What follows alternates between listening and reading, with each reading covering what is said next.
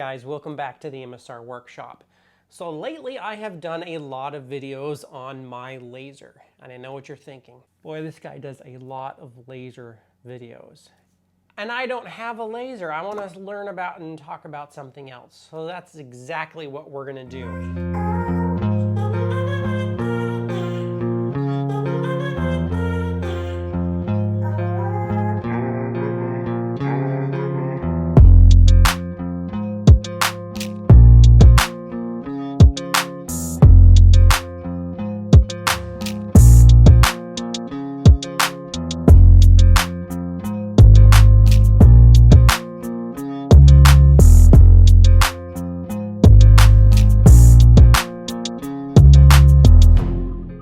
Take a break from doing laser videos to talk about something different. We are going to talk about the bandsaw, and specifically my bandsaw blade that I have chosen to use. It's a LENOX TRI-MASTER bandsaw blade. It's a carbide tooth. I want to talk about why I chose it over some of the other popular brands out there like Laguna, and we're going to talk about it and show you what it can do. So let's jump over to the bandsaw. So the bandsaw blade that we're going to talk about today is the carbide tooth LENOX TRI-MASTER blade. So let me tell you about the process that I went through in picking this blade. As most bandsawers will know, there comes a point where you want to upgrade the bandsaw blade that you've come with the machine. Some machines come with it, some don't. But you're looking to get something just a little bit better, maybe to do some high quality resawing. So the number one name that tends to come to people's mind when they go into, say, a Woodcraft or a Rockler store or doing some looking online is Laguna.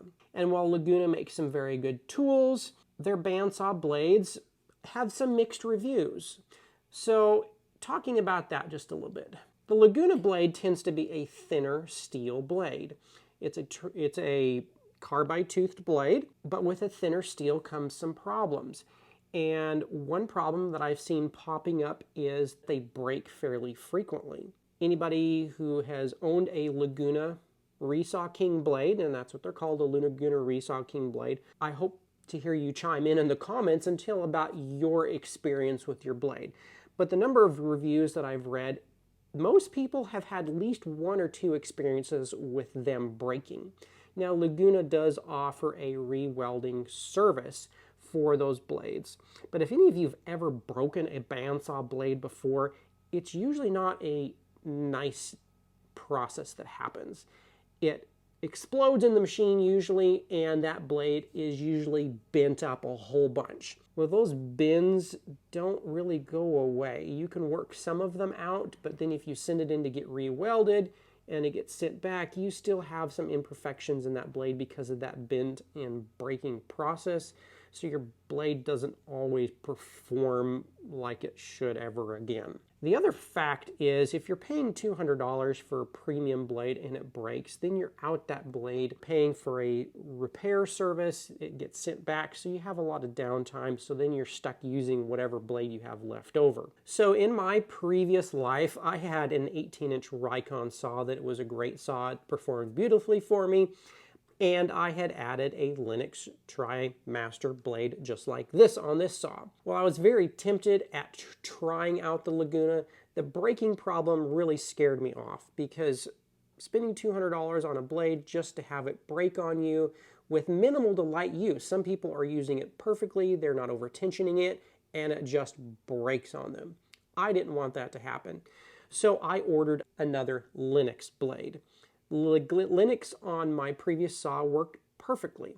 Now it is slightly more expensive. I say slightly more expensive. For this particular saw, it's about $100 more. So it is not slightly more expensive than a Laguna Resaw King, but I have more confidence in this blade. Now the thing that makes this blade stand out over the Laguna is that it is a thicker steel.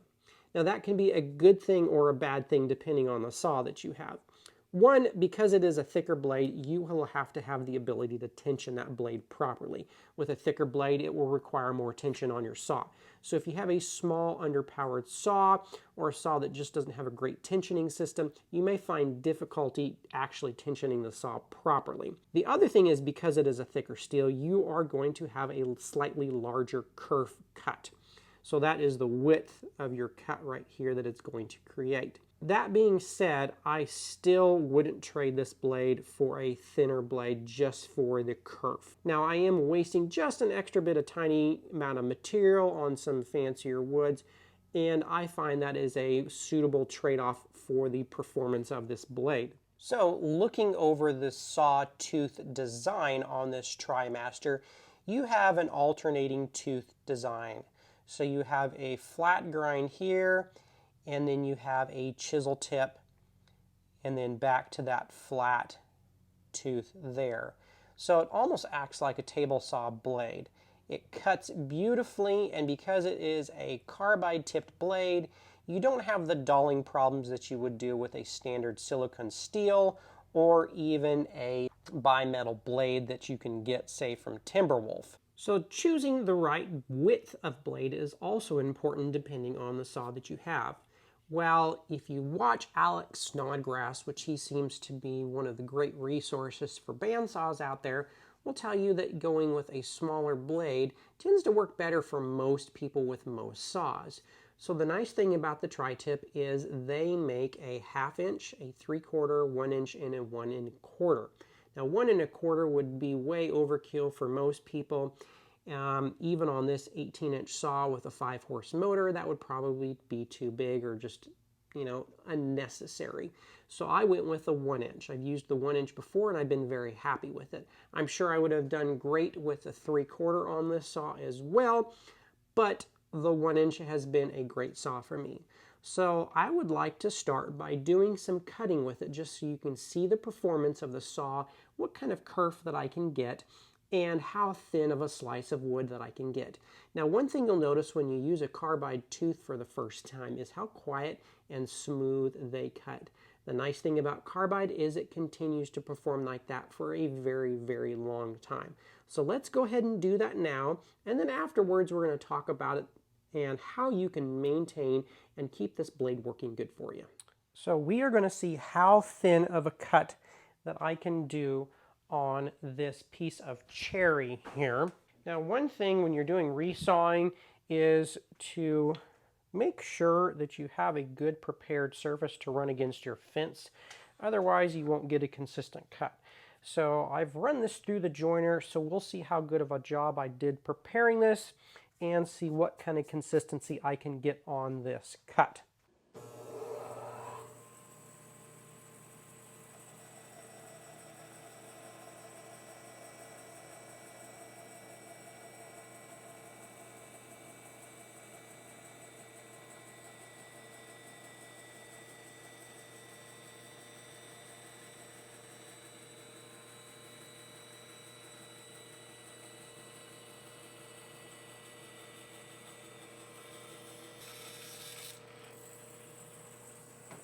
So we're going to perform one more cut, and we are going to take a little bit thicker of a cut and then compare the consistency of those cuts now that I've cut it off just one.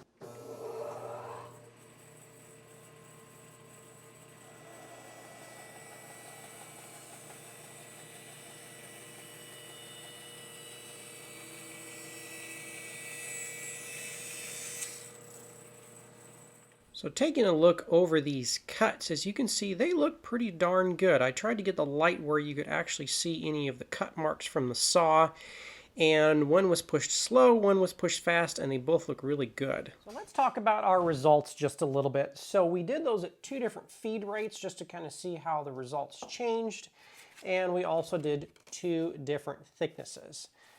So the first one, we got it really, really thin, and it looks really good. And I'll get some close-up beauty shots of the cut quality of all of these here in just a second. But we're going to go ahead and measure these with the calipers just to kind of see if there are inconsistencies. Now, one thing to remember is you have to make sure that you prepare your wood square and even first. Otherwise, you're going to have a little bit different thicknesses here as well. So let's measure our thin one first. We're going to go ahead and set this to inches, make sure this is zeroed. There we go.